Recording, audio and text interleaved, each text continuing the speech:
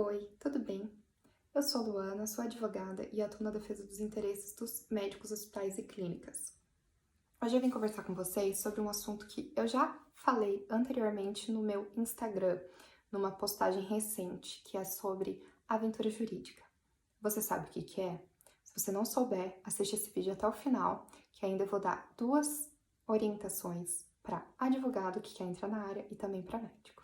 Bom, eu acho que a forma mais fácil da gente explicar algum conceito é dando exemplo, não é mesmo? Então, nesse caso, vamos imaginar um paciente idoso que ele possui algumas condições da sua saúde e que são consideradas como fatores de risco para complicações pós-cirúrgicas. Esse paciente ele vem a ter algum problema urgente que precisa de cirurgia.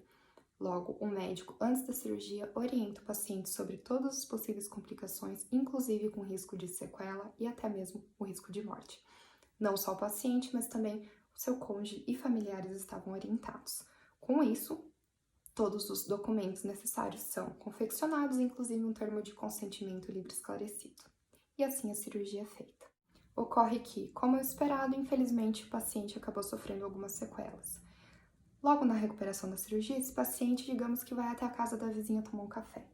E o filho da vizinha, ele é um advogado, mas esse advogado ele nunca atuou na área médica, sempre fez outras áreas. E ele se sensibiliza com o relato do paciente, com as condições pós-cirúrgicas, e ele lembra que algum tempo atrás ele leu num site de notícias jurídicas sobre o crescimento das demandas que discutem erro médico. Consequentemente, ele pensa, se trata de erro médico. E assim, ele convence o paciente a processar o hospital e o médico por erro médico. Porém, esse advogado, ele não solicita nem cópia de prontuário, nem cópia de exames, e tampouco conversa com algum outro médico da área, ou não, mas que pudesse esclarecer alguns pontos que eventualmente fossem necessários para ajuizamento da ação.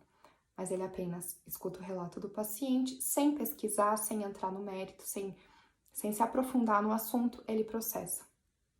E no momento que o médico e o hospital são citados para apresentar a defesa, muitas vezes acontece aquela indignação do tipo, mas como assim? Não tem nada a ver? Ou como assim? O paciente sabia disso? Ou como assim? O advogado ou o paciente está falando que ele tinha doença A, mas na verdade ele tinha doença B e o tratamento não tinha nada a ver com o que foi relatado. Isso é comum, infelizmente. E eu tenho certeza que você, advogado da área que está assistindo, ou médico, já deve ter passado por alguma situação ou alguma surpresa desse tipo.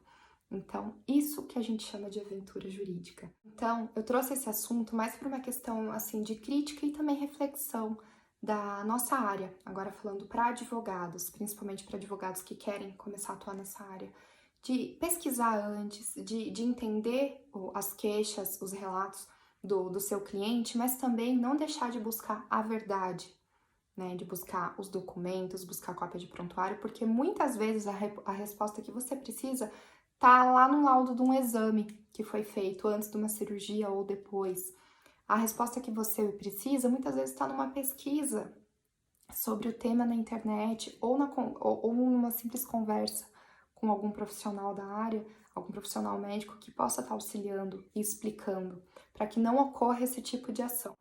E para você, médico, caso você receba alguma citação para apresentar defesa em algum processo ético, um processo judicial, e que você entenda que possa se tratar de uma ação aventureira, não deixe de contratar um advogado e não deixe de apresentar uma defesa, porque ela é muito necessária, apesar de você entender que não errou, que não teve uma má prestação de serviço ou má conduta, você tem que apresentar a defesa, tem que comprovar que a forma que você agiu foi a correta, apresente os documentos. Infelizmente, é uma situação difícil, a gente entende que muitas demandas são injustas, mas você não pode deixar de se defender, tá bom? Era isso, eu espero que tenha ficado esclarecido e eu queria saber de você, médico e advogado, se você já passou por uma situação parecida, eu queria que você comentasse aqui embaixo e me conte pra gente conversar sobre o assunto. Até a próxima!